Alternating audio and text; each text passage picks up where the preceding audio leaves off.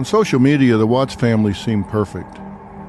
Facebook showed images and videos of a handsome husband, his pretty wife, and their two adorable young daughters.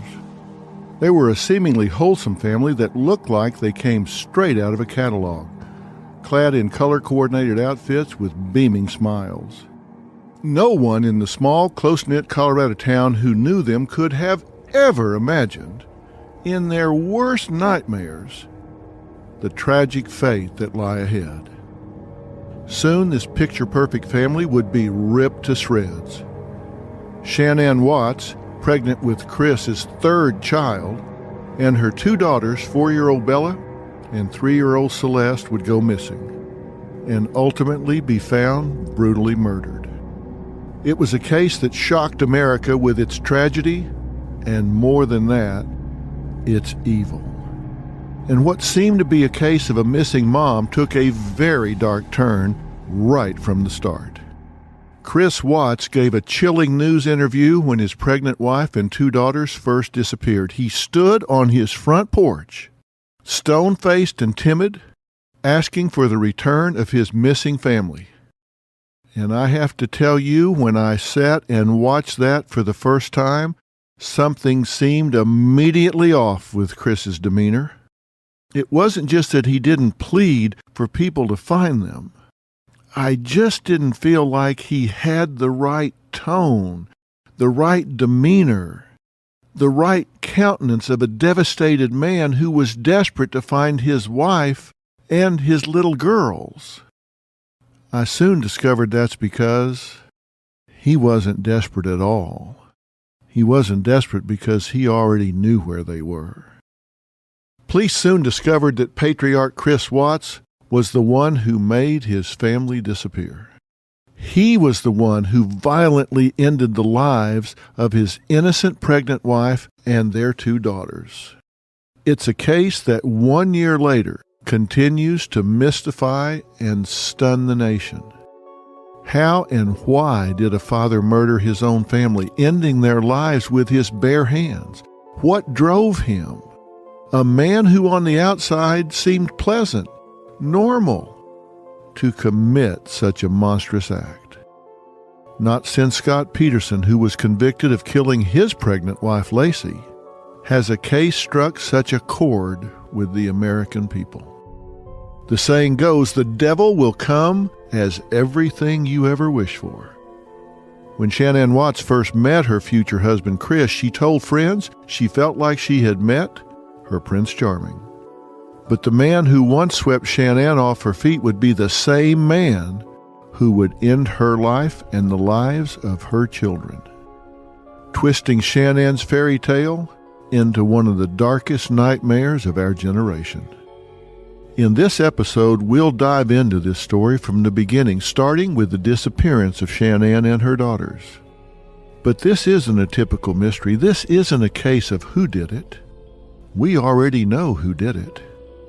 This is a case of why they did it. Why did this all-American husband and father, a guy who seemed like your average nice guy, do the unthinkable?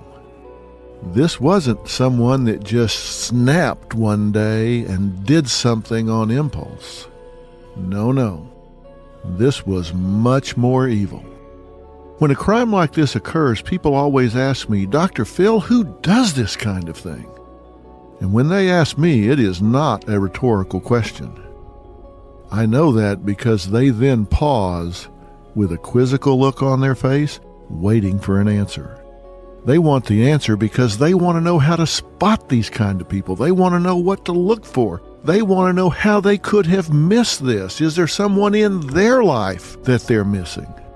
In the coming episodes, we'll analyze what was really going on in the Watts marriage and, more importantly, in Chris's demented and twisted mind. We'll go deep inside the mind of a murderer whose victims were his own flesh and blood. And what he did to those children as they looked him in his eyes and called him daddy is unthinkable. The man that was supposed to protect them, cherish them, keep them safe. What circumstances, what personality traits turned Chris from a seemingly normal Colorado father into one of the most infamous killers we're likely to hear about in our lifetime? The harsh truth was that Chris was anything but a nice guy. Hiding behind the good-looking face was a secret life and secret thoughts, and the two combined created a slow, steady burn that would lead Chris to murder. This is The Devil Beside Me, the Chris Watts story. Husband, father, killer. Shanann and Chris Watts lived in Frederick, Colorado, the kind of town where most everyone is on a first-name basis, and the most exciting thing that usually happens is a county fair. It's a town tucked away in the beautiful Colorado mountains, the perfect place to raise a family. It's a safe place where not much happens, or so everyone thought. People who knew Shanann gravitated towards her. She was bubbly, pretty brunette who loved sharing updates about her life on social media. Facebook was where her love story would begin with her future husband, Chris Watts. With one simple friend request from a handsome stranger, Shanann's life would be forever changed. Shanann's fate would be sealed. Shanann had struggled for years with lupus, and the crippling disease had kept her from living her life to the fullest. So when Chris Watts, a good-looking guy, requested Shanann's friendship on Facebook, she was intrigued. And when that friend request led to an amazing date and a whirlwind romance, she was thrilled. She even said in one of her Facebook videos that Chris was the best thing that had ever happened to her. He just checked off all the boxes. He was handsome, tall, sweet. He was soft-spoken. He had a good job. He was a field coordinator at a local oil company. On paper, it was easy to see why Shanann was so drawn to Chris. And of course, Chris was taken with Shanann's beauty and zest for life. I mean, this seemed like a match made in heaven, and the pair quickly fell in love. Friends and family say the two complemented each other perfectly. As the saying goes, opposites attract. Shanann could light up a room with her smile and upbeat energy. Meanwhile, Chris, well, he was more reserved, content to let Shanann take the spotlight. In the numerous Facebook videos Shanann posted, she animatedly talked to her followers, wanting to share almost every detail of her life, from her beauty regimen to her daily outings. Her videos show Chris playing with her little girls, Shanann and Chris on their way to vacation, the simple goings-on of what seemed like a happy suburban family living in a small western town. Shanann always seemed so happy online, a woman content with her life and eager to share it. Chris's cameos on her social media showed a nice husband, but one who seemed, well, more comfortable being behind the scenes than center stage. He's kind, but, well, really a little standoffish. And yet, by all accounts, this truly was a good fit. Shanann's mother and father, Frank and Sandra, were impressed with the young man who seemed so in love with their daughter. Shanann's mother even once remarked that Chris must have been sent to Shanann from heaven above. After 2 years of courtship, Chris and Shanann were married. People who knew them say that in the early stages of their relationship, Chris doted on Shanann. He wanted to make her happy. The couple would go on to have 2 beautiful children, Bella and Celeste. Then Shanann got pregnant with their 3rd child, the boy they had always wanted. Yes, Shanann and Chris seemed to have it all. They were the perfect couple. They had perfect children. They had the perfect suburban house. But we now know it was a facade that was about to come crashing down. Because on August 13th, 2018, just over 1 year ago, Shanann was 15 weeks pregnant with a boy the couple planned on naming Nico. Shanann had returned to the family home late the night before, exhausted from a business trip. August 13th. Truly, the 13th was unlucky, because this was the day that everything would change. While it was a day that started much like any other in this Denver suburb, there were immediately clues that something was amiss with Shanann Watts. She was offline, unavailable. She didn't call or text anyone, and she was unresponsive to numerous calls and messages. It was completely out of character. This was a woman who interacted with her friends and family every single day. She lived her life on social media. Her marketing job depended on it. When she didn't hear from Shanann that morning, her good friend and co-worker Nichol knew almost immediately something had to be very wrong. This just was not like her friend. After some time had passed and Nichol still received no word from Shanann, she decided she was going to go check on her in person. On the drive over, Nichol tried to convince herself that she was just imagining things. She had just been with Shanann. They went on a work trip to Arizona together. They had flown home to Colorado together only just the night before. I mean, what could happen in that short of a period of time?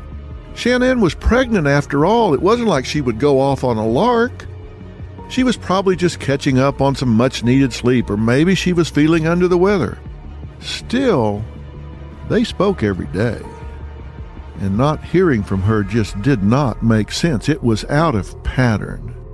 And while she tried to make it okay in her mind, something in her heart was troubled. She just knew instinctively this was not right. The Watts house looked just as it always did as Nichol pulled up. It was a multi-level brown house, identical to the other cookie-cutter houses that lined the friendly neighborhood street. The house that was usually filled with the sound of little girls' excited voices was quiet. The lights were off. Nichol rapped at the door. No answer. Well, it's okay, she thought. I'll use the key code Shanann gave me to get in.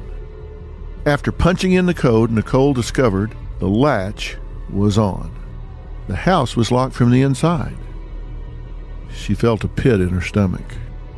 Nichol decided to call Chris to see if he knew anything about his wife's whereabouts. According to her, Chris was nonchalant. He seemed unconcerned. She's on a play date, he told Nichol.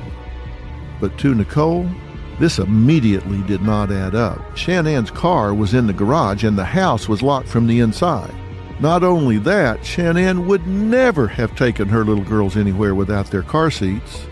Yet when she peered into the garage, there they were, strapped inside the back seat of Shanann's car.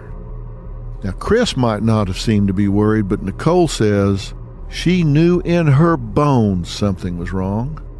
She decided to take matters into her own hands and play detective. She knew Shanann had an appointment with her OBGYN. They had just talked about it. She knew Shanann was excited about getting to hear her baby's heartbeat.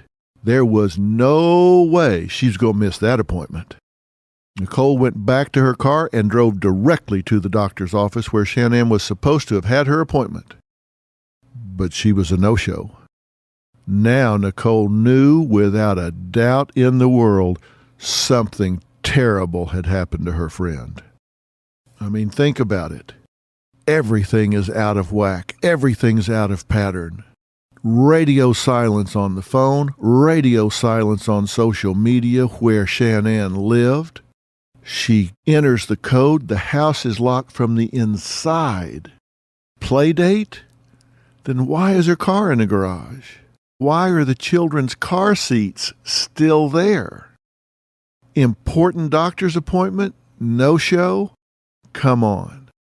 Nichol felt enough was enough. Even though Chris seemed unbothered, she knew Shanann was in trouble.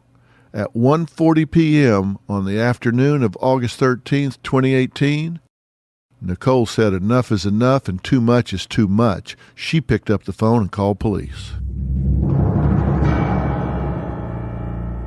My name's Nicole, and I'm calling because I'm concerned about a friend of mine. She won't answer the door. She won't answer phone calls. She won't answer text messages. I mean, there's no movement in the house whatsoever. While Shanann's friends were growing increasingly worried, Chris, he was just still at work. He called Shanann's other friend, Cassie, to get an update. Cassie was frantic with worry and fear. She told Chris Nichol had called the police and told Chris to go home immediately. But still, he didn't seem concerned. His pregnant wife and children have suddenly vanished into thin air. Didn't seem to bother him.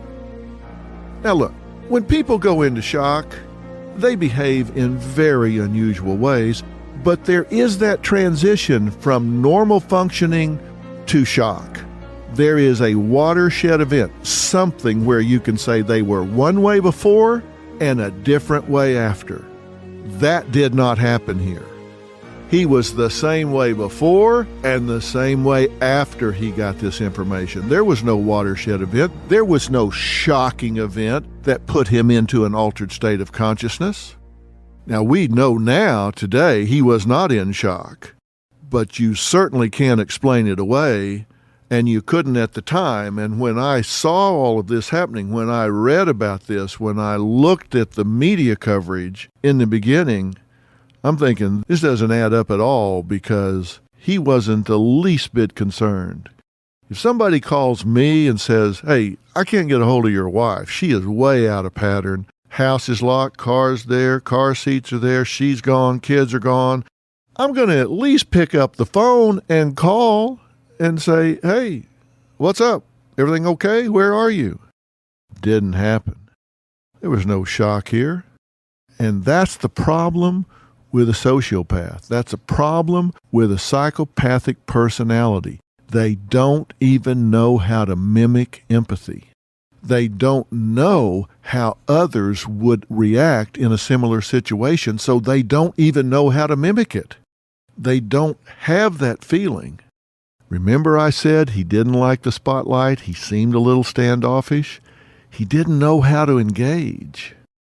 And when he gets in a situation where a reasonable person in the same or similar circumstances would behave A, B, and C, he doesn't know how to mimic that because he doesn't feel A, B, and C. He can't even fake it till he makes it. But her friends sure know how. Like Nichol, Cassie was frustrated with Chris's reaction. She claims she told him off on the phone. Just told him off. What's wrong with you? Chris did all he knew how to do. Hey, nothing's wrong. Shanann's friends were blowing things out of proportion. He just said, come on, calm down. He didn't want the police involved. He told Cassie as much in a text message. Too late. A cop was already on his way to the Watts residence. Officer Scott Coonrod arrived at the Watts house to meet Nichol. Like Nichol had done hours earlier, Officer Coonrod peered inside. The lights were out and there was no sign of Shanann, no sign of her daughters Bella or Celeste, and no sign of Chris Watts. Now, remember, the police had been called at 1:40. Chris had already been notified. Before that, she had reached out, and he had just said play date. So by now, he has known for hours that she's gone off the radar, and still no reaction whatsoever. None. After the officer had finished searching the back porch and perimeter of the home for signs of the family, Chris finally pulls up in his gray truck.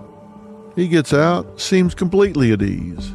He was athletic, dressed in jeans and a long-sleeved t-shirt, sunglasses perched on top of his head. I mean, he's just Joe Cool, typical work outfit.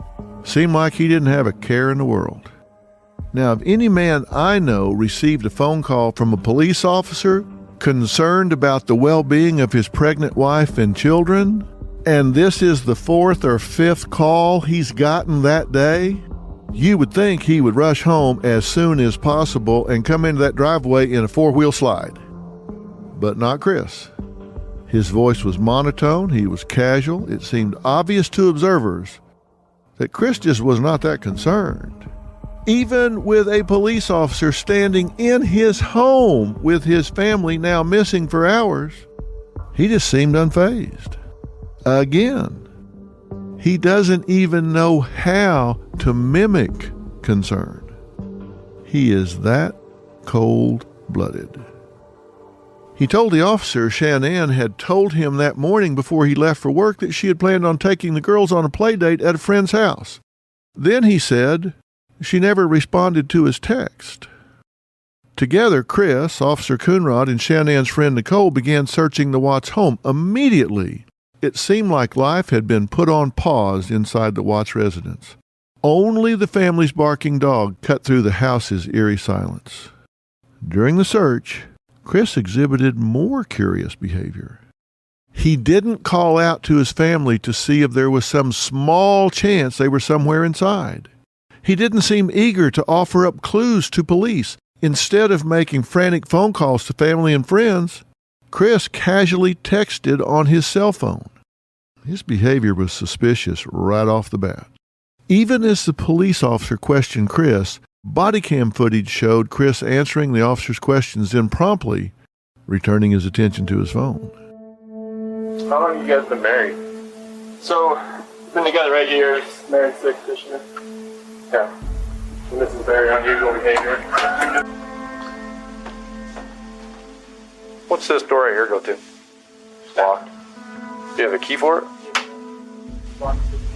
Get here and just play with that. Yeah. So you normally keep it locked? Yeah, because they would go in there, they'd be in soap. Like last time we had Vaseline everywhere. You know, so that was not fun. So does she normally make the beds, the kids' beds? No. Did you tell your mother-in-law that she went to a friend's today? Mm-hmm. Yeah. What friend? So we went to a friend's house, so that's all I knew. Who was she supposed to go to? That's all she told me. She said she's going to a friend's house to take the kids. When did she tell you that? This morning when we talked about 4 or 5 o'clock. I'm going to try to run some things down using her phone and then see if we can't find somebody. If nobody has heard anything at all, then we'll probably pull the trigger a little bit quicker. Go that route. So. Now, at one point, Chris even admitted he was separated from Shanann, but said the separation was civil, nervously laughing afterwards. He had a lot of what are called tells, micro-expressions, things that when they occur in clusters indicate bald-faced lying, like smiling, rocking back and forth, which is an attempt to self-soothe. It was obvious Chris was hiding things from the police. Now, from my years of interviews and experience with everyone from suspects and those who have been found guilty, there are things people do subconsciously that give away that they're lying. I've got to tell you, Chris was the poster boy for these giveaways. I've been doing this a long time, and you see certain characteristics and traits in people. First off, he's laughing. He's saying, yeah, I don't know. He's giving vague answers. He's deflecting. He says the separation is civil, but then he's kind of laughing afterwards. That's called duping delight. I'm going to dupe you. I'm going to tell you something, and I'm taking such pleasure in it, I just can't hide my glee. He never refers to his family in any personal or intimate way. He doesn't use their names. It's called distancing. He uses pronouns like they and those kids. He wants to be impersonal and distance himself from them. He only says their names one time. He says Shanann and he says Bella once. And when he says Bella, he talks about her in the past tense like she's already dead. When you look at him, he's in a closed body position. His arms are closed. They're closed across his body, folded up to protect himself, to put up a barrier. As I said, he's rocking back and forth, and there is an absence of emotion, an absence of concern. Everything about him is inappropriate. When he was asked about the play date, he says, she's at a friend's. What friend? I don't know. Just at a friend's house. I don't know. Everything is vague. You add this to the fact that 95% of the time, it's the spouse. And in this particular case, you've got the spouse exhibiting very deceptive behaviors. Bells are going off with me as I'm watching all of this. And as the house search continues, there are telltale signs that things were askew. Shanann was a perfectionist. The house was usually very tidy. I mean, it's just her personality. Today, all the beds are rumpled and unmade. Sheets were missing from the master bedroom. One sheet was found in the garbage. Now, think about that. This is a woman that's buttoned up. She takes great pride in having everything in order. But on this day, the beds are rumpled and unmade, and there's a sheet in the garbage. You have to start asking yourself why. On the other hand, the most foreboding clues for Officer Coonrod and Nichol was finding Shanann's cell phone, purse, and wedding ring inside the house. What woman would leave the house and leave those things behind? None that I know of. Even Chris told the officer that Shanann's cell phone was her lifeline. She used it to work from home and was never without it. Had Chris' entire family been abducted? Could Shanann have snapped and taken off with the children? I mean, he said they were separated, said it was civil, but would she take the children and leave the marital home, or would she expect him to get out and leave her and the children where they were safe and secure? It just didn't make any sense. Shanann didn't have enemies, and she would not have left the house with everything she needed if she would have left it at all.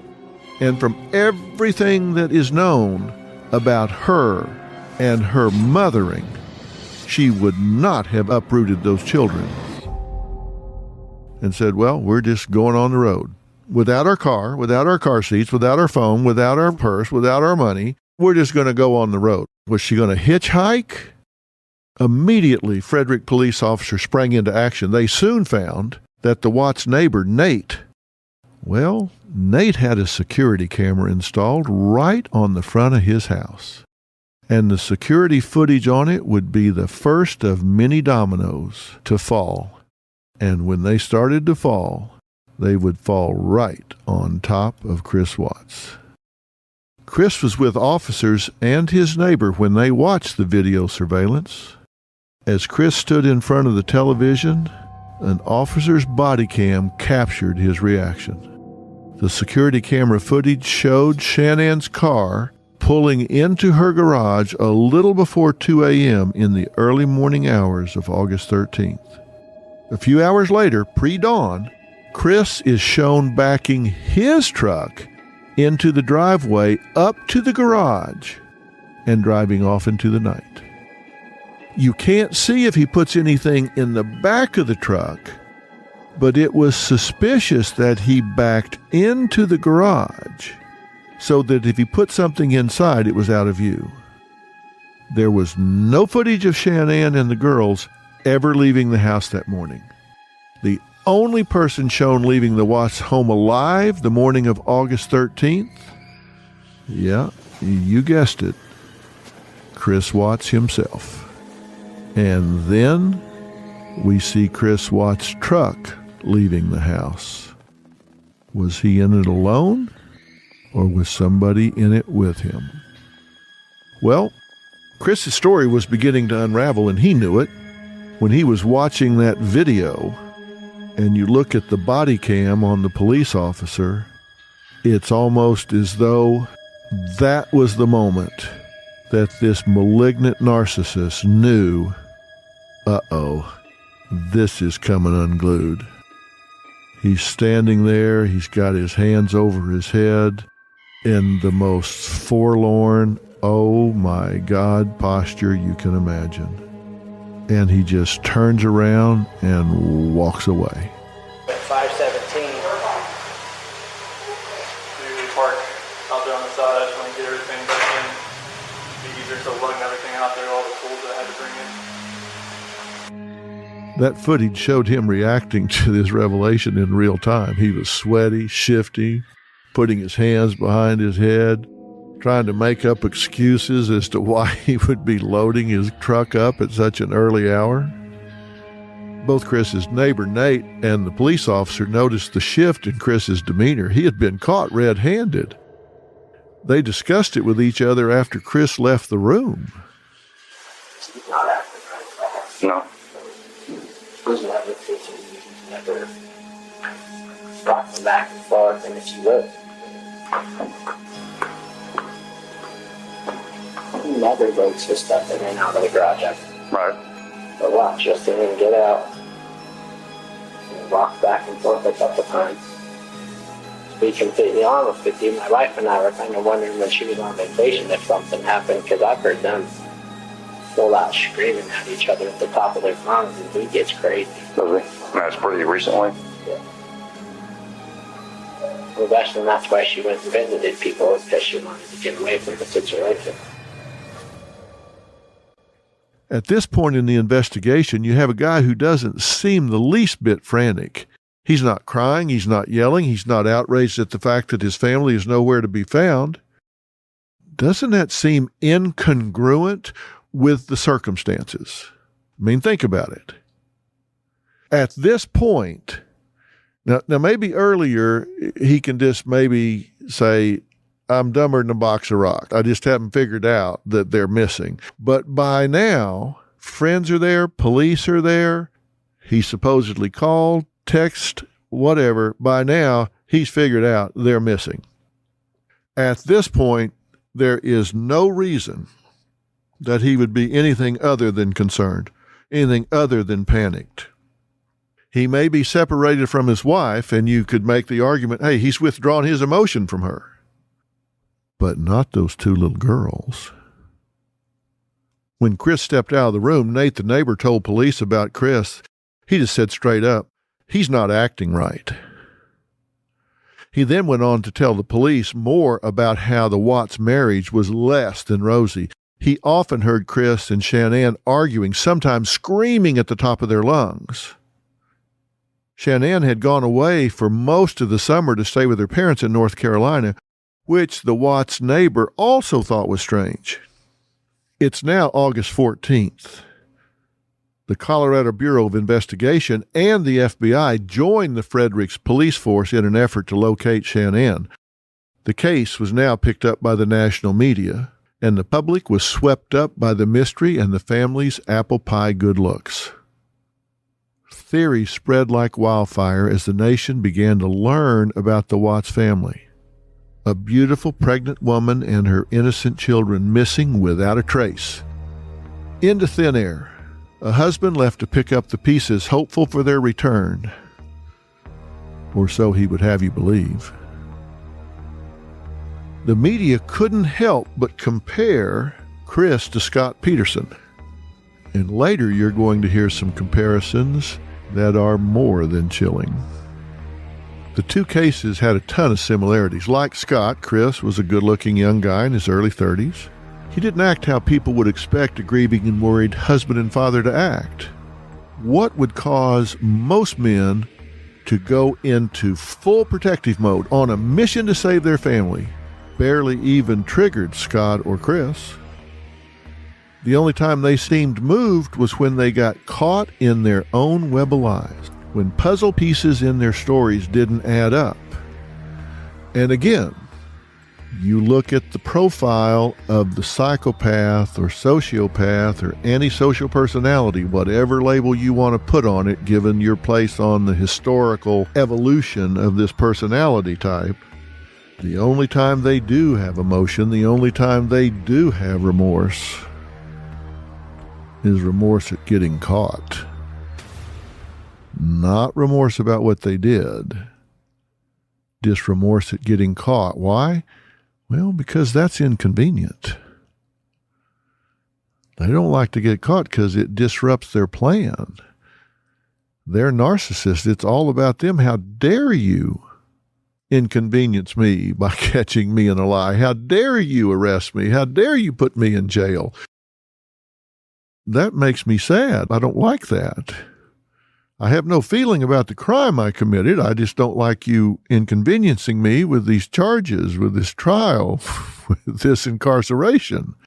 I'm sorry I got caught.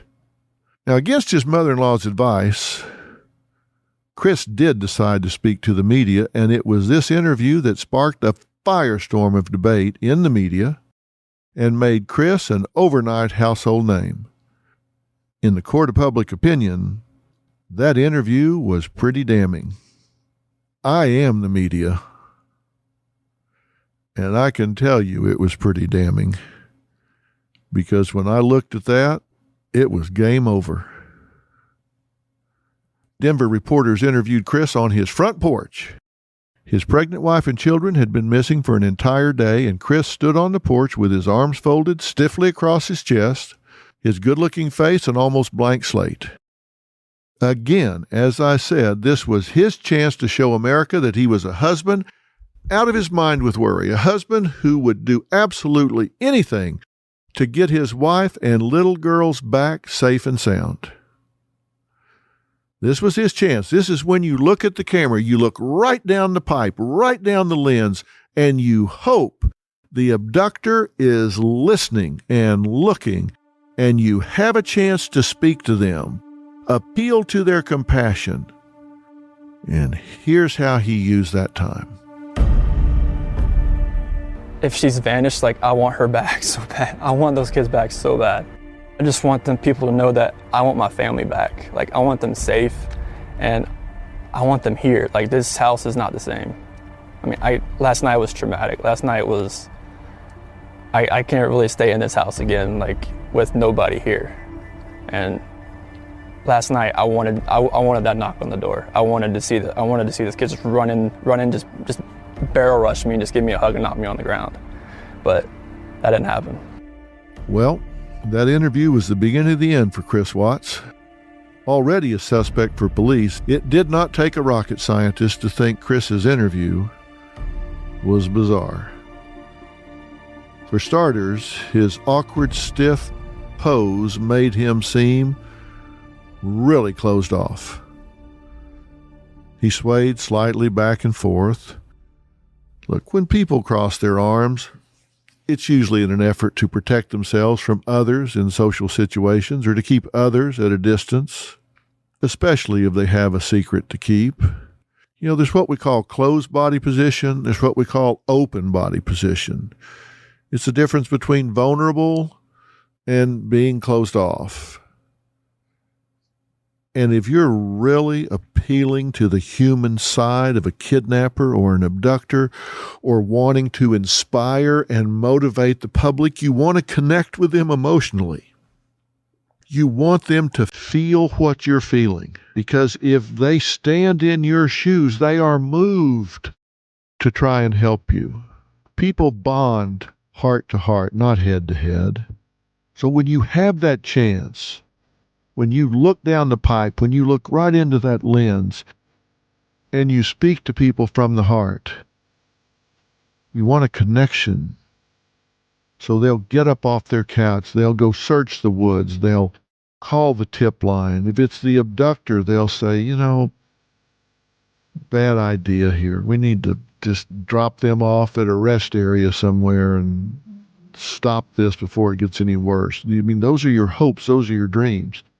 Chris had no tears.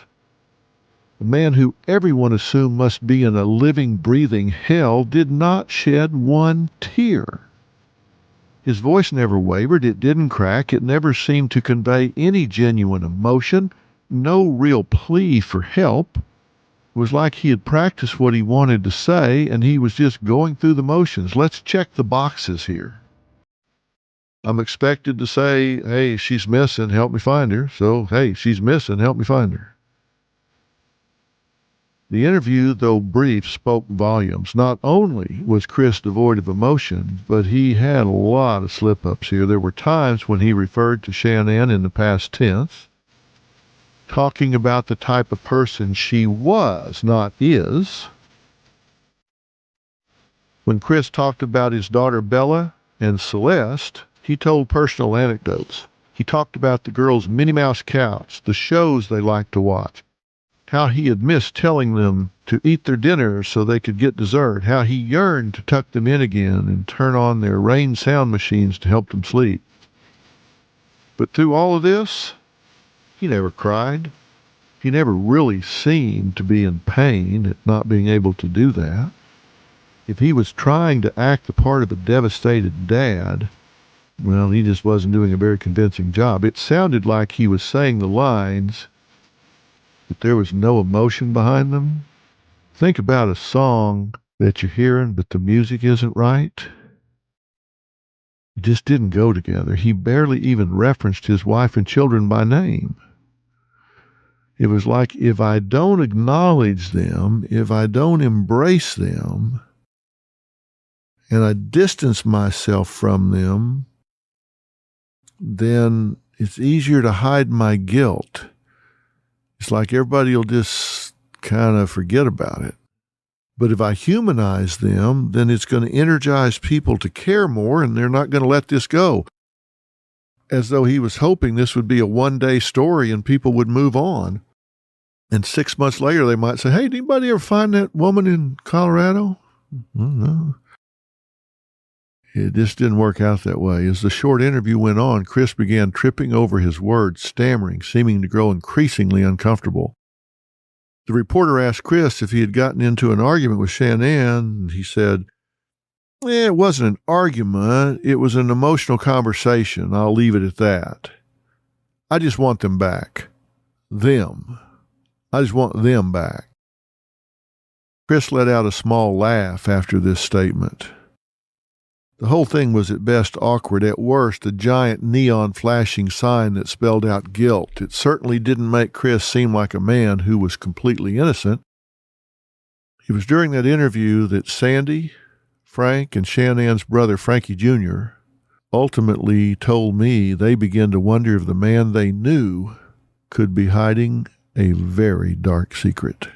Was there a time before this that you recognized that Shanann was in danger?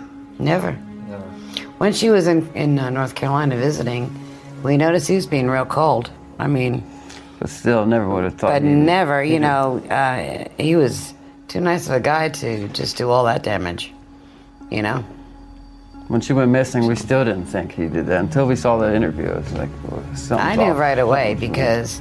Well, you didn't want to. It was 6:30 in the morning when the pierce pain went through my forehead and I heard Shannon's name. So that's 6:30 North Carolina time, 4:30 in the morning their time. So who else would be there? Exactly.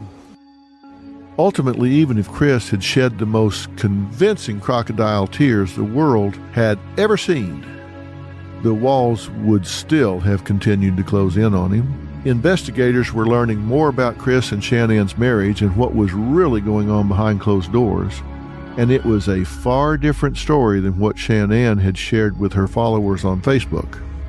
Things had been incredibly rocky between the two in the months leading up to her disappearance. When they first got married, everything seemed perfect.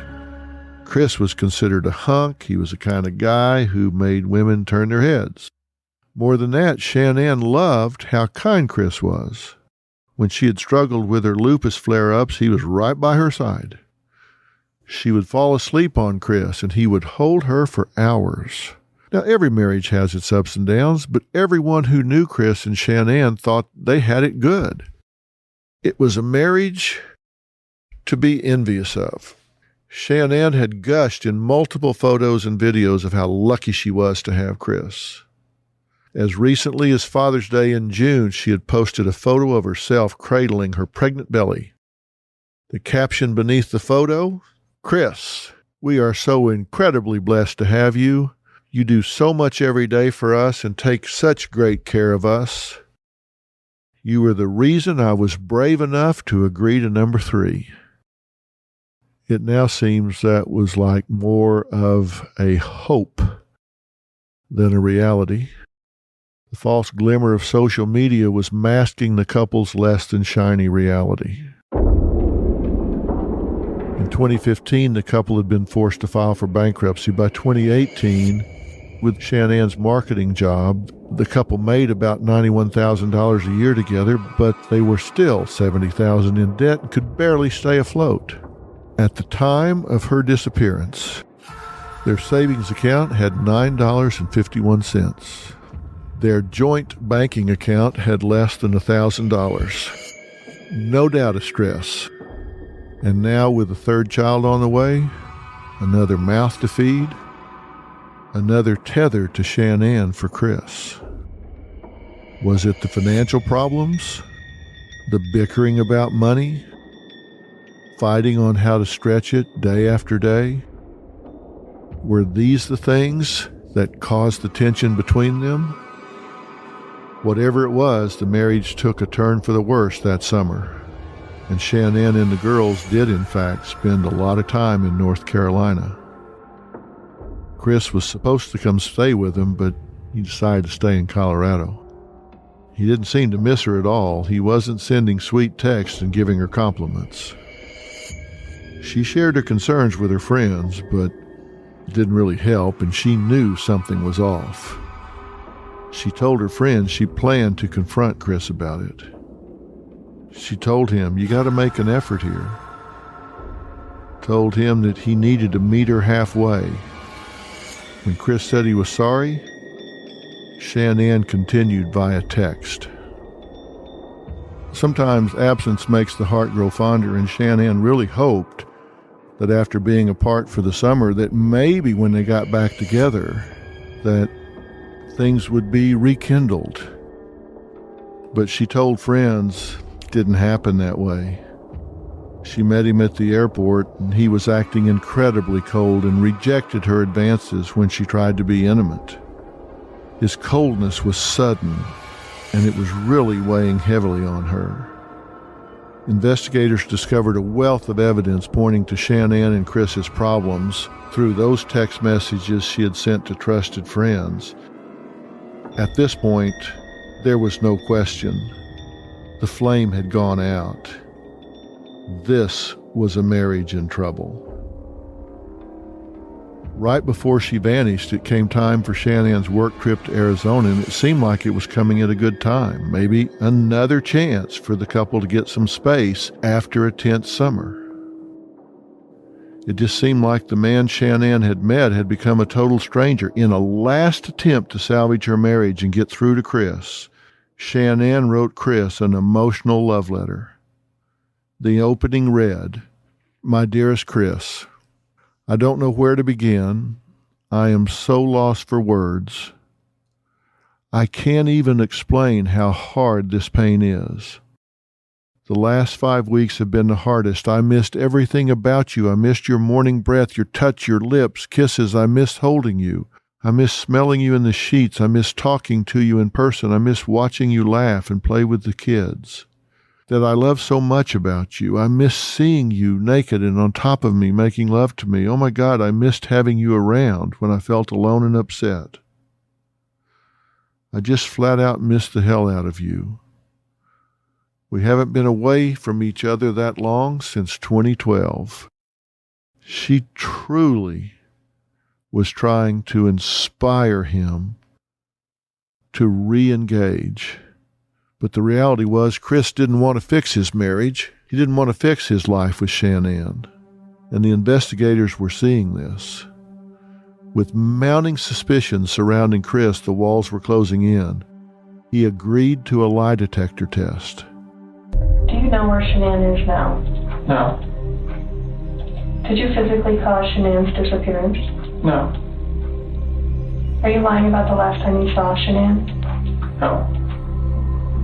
Do we want to talk to you about the results, okay? Sure. So, it is completely clear that you were not honest during the testing, and I think you already know that. You did not pass the polygraph test. Okay. Why would somebody who knows they're guilty agree to a test?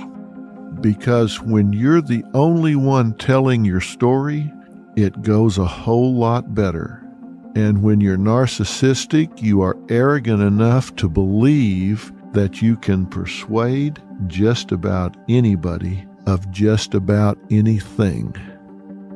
And he had convinced himself that he was so righteous, that he was so smooth, so suave, that he could pull it off. That's how narcissistic and self-absorbed he was. But of course, as I said, your story goes a lot better when you're the only one telling it. And when people start doing an interview and then asking the hard questions, it's real hard to control the involuntary responses of your body. And he failed a polygraph. And what's more, the police knew about a steamy secret affair. They were ready and waiting to confront Chris. Only then did Chris finally admit to what he did. He asked for his father to enter the room, and he confessed Shanann and his children would never be found alive because he had killed them. On August 16th, 2 days after Shanann and her 2 daughters had first been reported missing, a drone flew over Chris Watts' oil site. From the air, the drone showed what appeared to be freshly disturbed earth. Shanann Watts was found buried, her decomposing body curled up and shoved into the ground. In nearby oil tanks, the bodies of 4-year-old Bella and her little sister, 3-year-old Celeste, were discovered. Shanann had been strangled, her daughters suffocated. These were brutal murders, committed without mercy. The kind of murder where the killer can see the life slowly slipping away. Police might have learned Chris was the killer, but this story was far from over.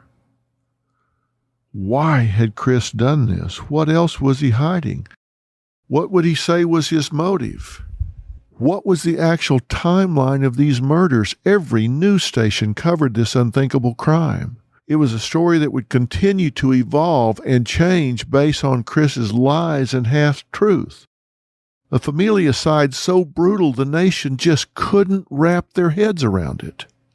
Just when we thought we knew how horrific this could possibly get, another fact would emerge. When I heard this grandmother tell me that they couldn't get an airline to agree to fly those 2 little girls' bodies back to North Carolina because they were so oil-soaked that there was a risk of them spontaneously combusting and bursting into flames, it just took my breath away. And I thought, this can't get any more horrific. I was wrong. On the next episode, we will play Chris's chilling admission for you. He led police to the bodies, but was he still lying about what really happened? And was his mistress the motive for this crime? He claimed something else entirely had triggered him, and in a shocking twist, he blamed Shanann for the deaths. We'll explore Chris's affair. Who was his mistress? What exactly did she know about the crime? We'll hear what she had to say, and I'll tell you how it paralleled the Scott Peterson case. That's all next on The Devil Beside Me, the Chris Watts story.